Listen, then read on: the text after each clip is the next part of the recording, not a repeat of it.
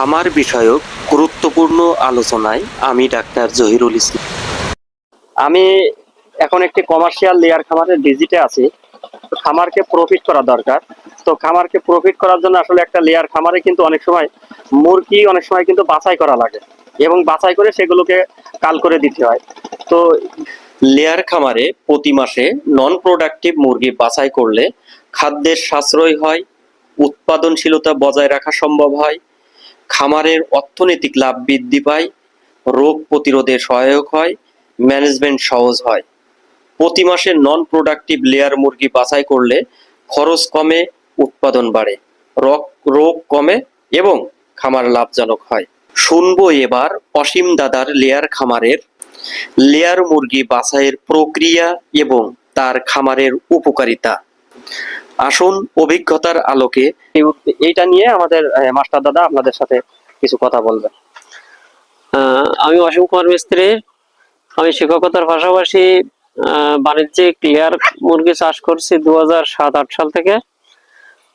মুরগির লেয়ার মুরগি যেহেতু লাভের একটা বিষয় এখানে আছে, লাভের চিন্তা করে সবাই করে। মুরগি মাঝে মাঝে মাসে অন্তত একবার বা অন্তত 15 থেকে 20 দিন পর পর অন্তত এই মুরগিগুলো বাছাই করা উচিত।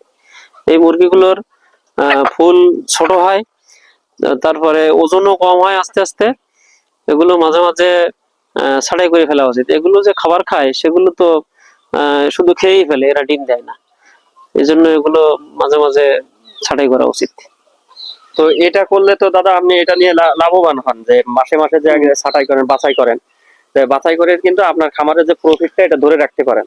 তো আপনি খামারি ভাইদের জন্য একটু বলেন যে আসলে তাদেরকে খামারি ভাইরাও মাঝে মাঝে এই কাজটা করবে, মানে এটা রেগুলার কাজ।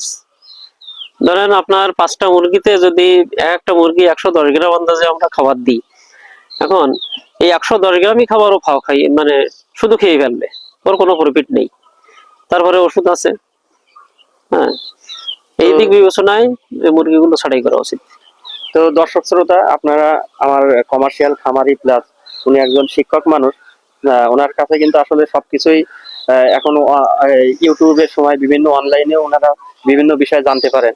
তো আসলে কিন্তু আমরা এই যে কাল করা, বাছাই করা, উনি কিন্তু করে উপকৃত, লাভবান। হ্যাঁ, তো আমরাও খামারিরাও, উনি একজন শিক্ষক মানুষ এবং পাশাপাশি একজন সফল খামারি হিসেবে আমাদের কিন্তু তার কথাগুলো কিন্তু মেনে চলা দরকার এবং খামারি ভাইদেরও মানা দরকার এবং আমাদের ফিল্ডে এই জিনিসটাকে ইমপ্লিমেন্টেশন করা দরকার।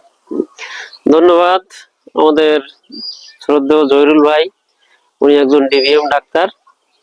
সুন্দর পরামর্শের জন্য ধন্যবাদ। Thank you. Doctor Zahir vet গাইডের সাথে এবং পাশেই থাকুন।